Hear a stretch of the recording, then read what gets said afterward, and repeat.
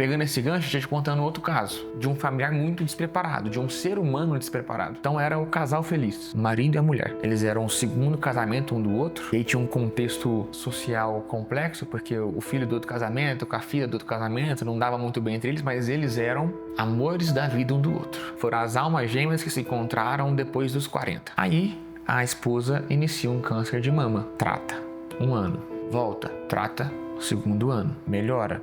Fica uns 6 meses sem, volta na coluna. Aí teve uma questão, faz químio, faz rádio, trata, não melhora. Volta, aparece no pulmão, aparece em outros ossos. Aí, essa paciente começou a entrar em complicações. Dispneia, falta de ar, desconforto respiratório, um monte de complicação. E essas complicações geraram para ela uma internação. Essa internação, ela estava com a pneumonia evoluiu para insuficiência respiratória, foi entubada. Ela tinha um câncer de mama com metástase para a coluna e para o pulmão. E já tinha também metástase nos ossos do gradil costal aqui da costela, das costelas, do tórax, disseminada de câncer. E o contexto de intubação dela foi um relato bem interessante, que ela pediu para ser entubada, porque ela estava com muita falta de ar. E o marido não queria que ela fosse entubada. E a equipe falando, olha, a gente precisa entubar porque ela está com falta de ar. Ela ainda tem uma certa chance de recuperação. A gente entende que se a gente tratar a pneumonia, pode ser que ela consiga melhorar com o pulmão. E ele falou assim, eu prometi que eu ia cuidar de você até o fim, eu vou cuidar de você até o fim. Descobriram a intubação depois do Covid, né? Antes ninguém discutia sobre isso. Mas a intubação é um procedimento salvatório, né? Ele salva vidas. Só que ele é uma ponte para melhora.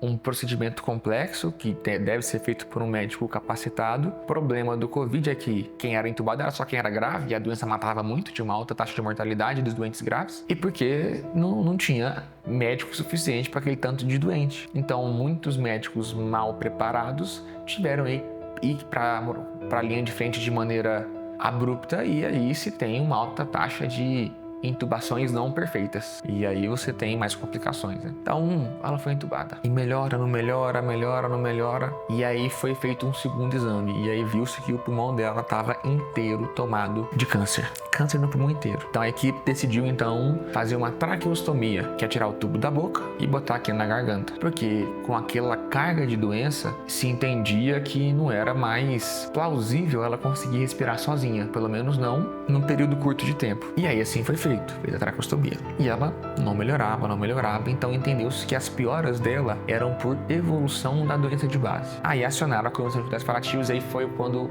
eu entrei. Só que aí, antes de eu entrar, a nossa equipe, ela é muito bem treinada. Foi feita a abordagem com esse marido. Esse marido entendeu que a doença ia evoluir. O oncologista dessa paciente, o médico oncologista dela, é um médico bem conceituado no Brasil e tal, chamou ele para uma conversa e falou assim, olha, não tem como mais nós tratarmos do ponto de vista de cura a sua esposa. Tudo bem, então vamos dar conforto para minha esposa. E aí, ele chegou lá e o oxigênio estava baixo no ventilador. Por quê? Porque não adianta eu dar muito oxigênio a pouco, bom, não funciona. E como ele já tinha muito tempo de UTI, era um cara muito bem elucidado do ponto de vista cognitivo, né? Um cara muito antenado, assim, vocês estão matando a minha esposa, vocês estão dando pouco oxigênio pra ela, eu vou processar você, vou processar não sei o quê, barará, barará, porque eu prometi que eu cuidar dela até o fim, enquanto ela estiver viva tem que tentar, ela não ia nem no shopping sem mim, não sei o quê. Aí me chamaram. Eu só sou chamado pra conversinha fácil, né?